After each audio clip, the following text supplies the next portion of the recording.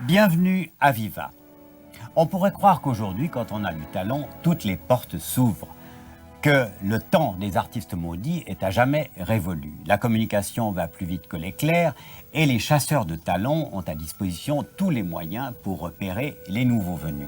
Et pourtant, ça peut paraître injuste, mais certains ont du mal à s'imposer. Il y a bien sûr des réussites commerciales ou artistiques éclatantes, mais aussi des personnages attachants qui n'arrivent pas à rencontrer la notoriété.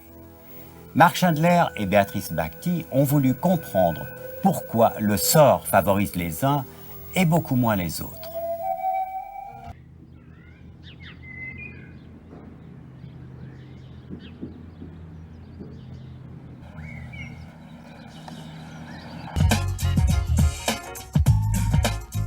Il y a 15 ans, deux jeunes architectes fous de peinture rêvaient de réussir.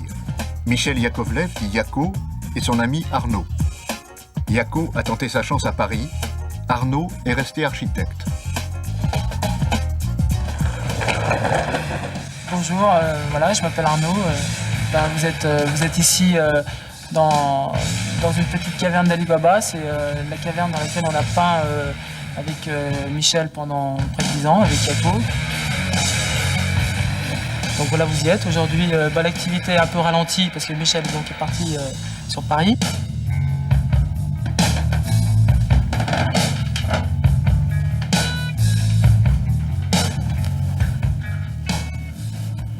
J'ai 33 ans et je suis peintre et sculpteur et architecte de formation.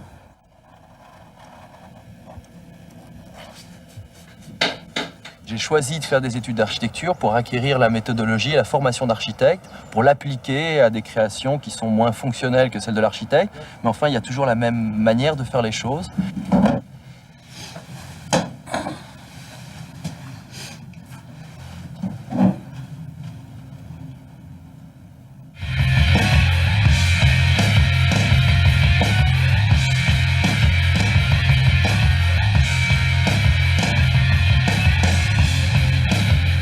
Alors ici, c'était une usine, c'était une usine à peinture ici. Donc, on travaillait à la chaîne, on faisait des tableaux à la chaîne toute la journée durant, donc sur plusieurs supports. Donc c'était une fabrication semi-industrielle, mais on travaillait les deux seuls avec la musique et puis avec nos pinceaux, nos bières et nos sandwichs.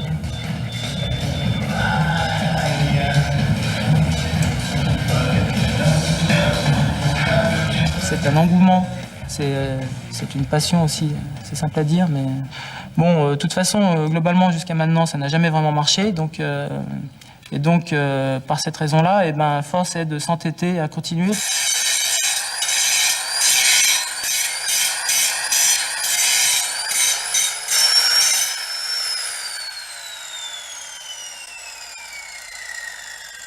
C'est un attaquant de première ligne, ça, sans aucun contexte, et avec aucune diplomatie. Donc ça, pour son travail, c'est excellent, quoi. Non, Michel a une très grande puissance dans son travail, dans tout ce qu'il touche, et il y a une puissance énorme qui sort de ses mains, et sur toute sa tête, et ça lui permet de faire n'importe quoi.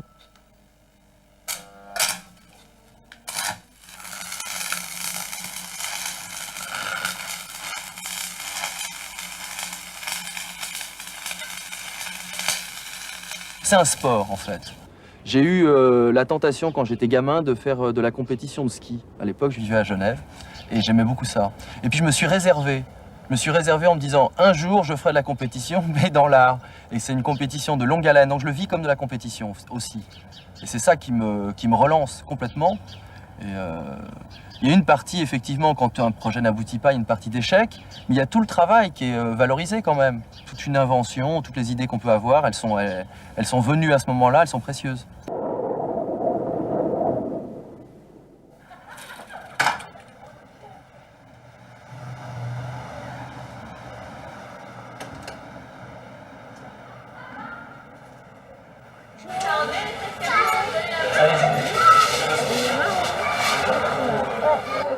Les marrons? Oui, il y a du marron. Même quoi? Je sais pas. On touche avec les yeux. Et même du doigt. On touche avec les doigts. Ouais, ah oui. Et on fait.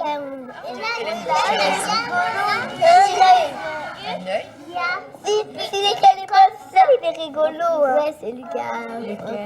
Celui-là. Bon, les enfants, ça y est, la visite est terminée. Bon, alors vous allez tous venir vers moi. Vous allez tous vous asseoir là, en face du tableau qui est ici, ok?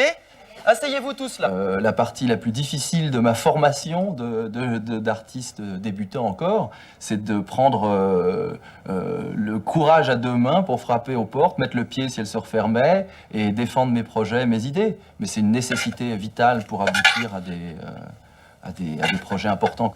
Encore que le métier d'artiste est un métier de liberté absolue. C'est-à-dire que dans l'indifférence générale, on peut produire une œuvre. Mais pour réaliser les choses de plus grande ampleur, il faut à ce moment-là avoir les soutiens des décideurs et d'avoir des financements pour mener à bien ces projets-là.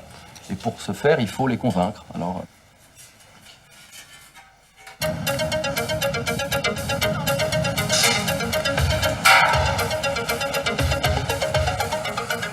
voilà un projet qui me tient à cœur en ce moment, qui n'est pas encore abouti, qui s'appelle les Fleurs du Ciel.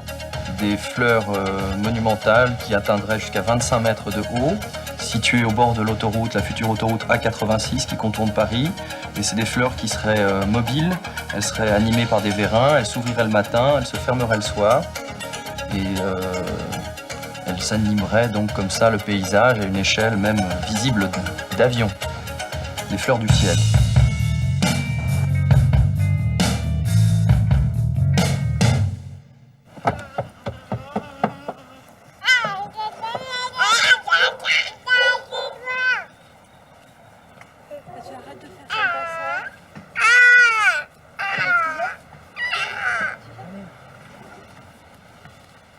Derrière l'ambition de Yako, il y a sa femme, Ariane. Ils gèrent ensemble la société Yako.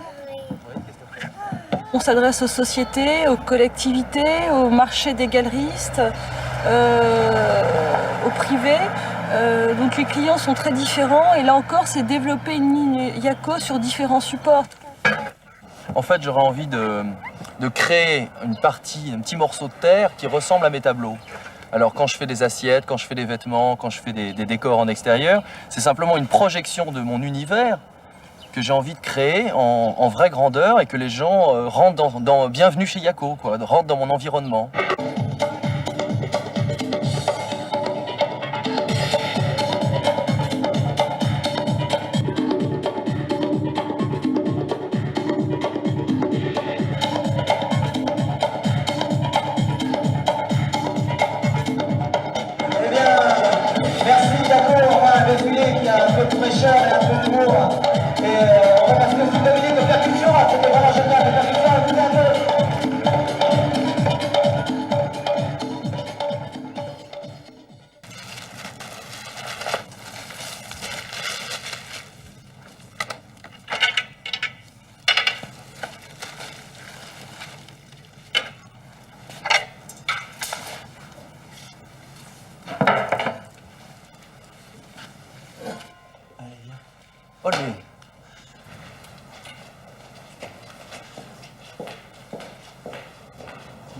Je dois travailler à peu près 50 heures par semaine, 50-60 heures par semaine. Je suis tout le temps, comme disent les architectes, charrette. Et pour ce travail-là, une fois que je paye mes impôts et que je paye les charges de mon entreprise, il me reste à peu près en France ce qu'on appelle le RMI. C'est-à-dire 2500-3000 francs par mois. 750 francs suisses par mois pour vivre. Évidemment, le travail de Yako ne suffit pas. Quelque part, on peut dire que je suis le sponsor de Michel. En fait, moi, je suis travailleur indépendant, ce qui me permet d'avoir différentes activités par ailleurs que la société Yako. Qu'est-ce que vous faites? Je vends du rhum, je suis commerciale dans une société d'études marketing, je suis élue aussi dans ma ville. Donc différentes choses qui permettent de gagner un peu d'argent et qui permettent donc de mettre de l'eau au moulin en attendant que Yako démarre. Moi, j'ai eu cette grosse question d'arrêter à un moment donné la peinture parce que bon, j'étais aussi dans l'urgence de vivre matériellement. Passer toutes les expositions qu'on a pu faire ensemble, ou bien content de Le jour du vernissage, pendant 1 heure, on débouche les bouteilles de vin blanc, les gens sont là, sont contents, ils font le tour de la galerie, ils trouvent ça super parce que de toute façon ça mange pas de pain ce qu'on fait, c'est pas méchant, c'est pas violent, en plus ça décore les murs, donc tout va bien et les gens sont de bonne humeur dans tous les vernissages qu'on a fait, donc ça c'est formidable. Et généralement le lendemain on remballe, on replie et on se retrouve dans son atelier et on se dit qu'est-ce qu'on fait. Moi ça m'est arrivé personnellement très fort, d'ailleurs de façon très pointue, à se poser des questions sur soi-même, sur qu'est-ce qu'on va faire au-delà, est-ce qu'on continue, mais pourquoi, personne ne nous suit et ça n'a plus d'intérêt. C'est peut-être on est à 2 doigts de la porte de la folie, ou alors on va encore plus loin, on est assez fort, on surmonte cette porte de la folie, c'est-à-dire on traverse cet univers qui peut nous faire perdre la raison, en étant suffisamment fort pour voir encore un au-delà, auquel cas on sera épargné de ça. Michel, lui, il a fait le choix, il est passé au droit, il va beaucoup plus loin, mais il a cette force pour continuer. Et demain, qu'est-ce qui va se passer? C'est plutôt ça qui est dur. Et parfois on a l'impression même de vieillir un peu avant l'âge parce qu'on n'a pas une situation bien confortable où on peut faire des projets. Justement, et dans 10 ans, qu'est-ce qu'on fera? Mais quelque part, c'est aussi une aventure parce que dans 10 ans, c'est absolument pas ce qu'on fera et ça permet justement d'avoir beaucoup d'énergie et de ne pas s'endormir.